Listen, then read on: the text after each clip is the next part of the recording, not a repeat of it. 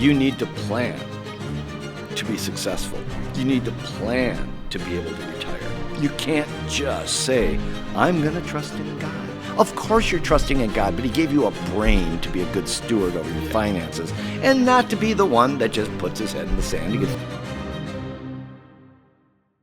Okay, chapter 5. You asked the question, where will you be at 65? It's a great question, and honestly, it's one of the questions that basically unfolds a whole book of other questions. Amen. So talk to us about that chapter. Well, where will I be at 65 is, where do you want to be at 65? Just because you're a pastor, you don't have to be a martyr for God. You know, that may have been the case in You just got to say that again. I think a lot of people need to hear that. Just because you're a pastor, you don't need to be a martyr for God. Some are, and we can go into stories, but the bottom line is, back in 1900s, you were supported by the people. You weren't supported by the church. Now it's a big business. It's a different ballgame. A worker is due his wage. You deserve to get paid what you deserve. But a lot of times in the church world, given the state of the church world, they can't afford to pay you what you deserve. Well, there is a calling. You are called by God to do this, so, but that doesn't mean you shouldn't get it. So a lot of people go into the ministry for the wrong reasons and all that kind of stuff. You can ask, is it a call from God? Is it taco gas? All these things apply. Yeah.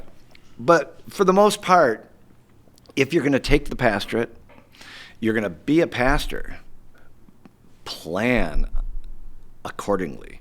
You need to plan to be successful. You need to plan to be able to retire. You can't just say, I'm going to trust in God. Of course you're trusting in God, but he gave you a brain to be a good steward over your finances and not to be the one that just puts his head in the sand and gets thrown into hell because he didn't use the master's gifts wisely.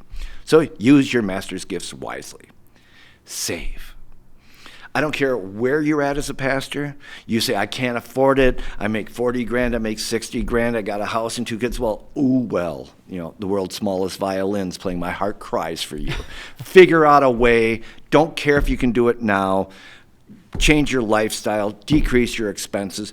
You cannot afford not to contribute to a 403B or an IRA if you can't do that in your church. Yeah. But you have to save for retirement. And if you got to start at 3%, that's fine, or 5%. Get it up to 10.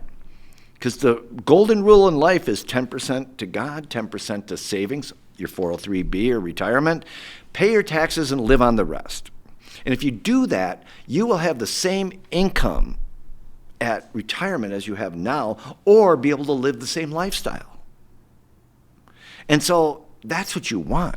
Yeah. People save all their lives and have all this money and then never spend it. Well, pastors usually don't have that problem.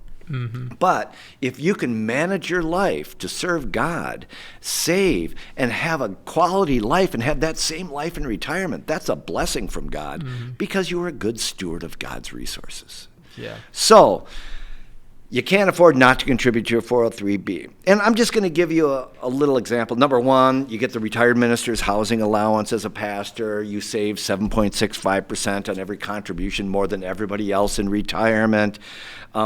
Literally, like I've said, you can't afford not to contribute. I don't care if your spouse has to get a job when the kids are old enough to go to school. If you got to get a second one and not see your kids, or change careers and get a real job.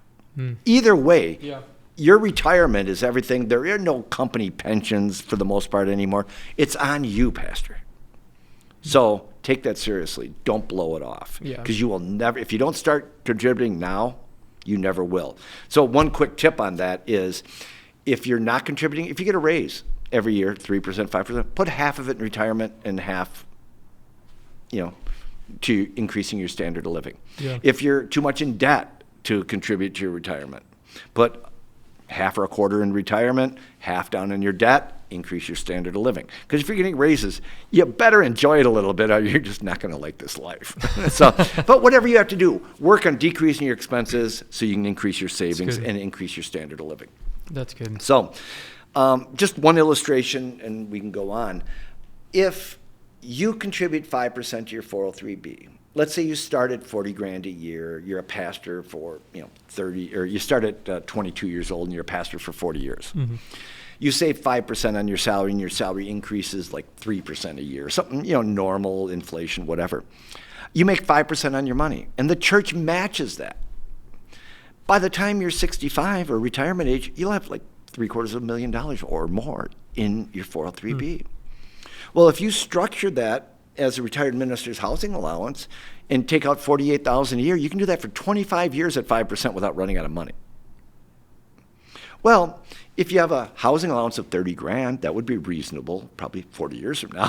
That'd probably be low. Yeah. $18,000 of that distribution of the $48,000 you take out would be taxable, but you have a $30,000 standard deduction if you're married. It's not taxable.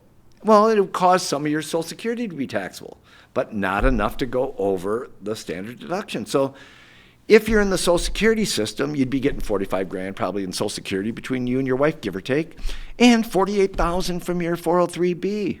You have $93,000 of income in retirement as a pastor, not pay a dime of taxes on it. That's what being prepared. That's the benefit of planning. Yeah. So that's why I say contribute. And even if you only put in 3%, only if you have $250,000 in there, you could probably take, 20, 30 grand a year out. No taxes, plus Social Security. Nothing. You'll have 50 or 60 grand a year of income, no taxes. If you have $500,000 in there, maybe it's 75 grand a year, no taxes. But if you save, Pastor, you're in this unique thing where you don't have to pay tax on your retirement income if you structure it correctly. That could save you over $250,000 over your lifetime in taxes. Wow. And you can save a couple grand a year as you're doing it. So it's just an amazing tax advantage to prepare. It's a blessing. It's not a curse. Oh my God, I'm a pastor. I'm not going to have a retirement. Oh no, you want to save. You want to, be a better pastor, make more money, go to a different church, whatever you have to do to succeed. But if you can do this, you're going to have a great life in retirement as a pastor, not be cursed and being a martyr for God. Those are really great points. I would also add something you said at the beginning of this conversation was you're responsible to God. And it's important to trust God, but he also gave you a brain. Amen. Totally valid.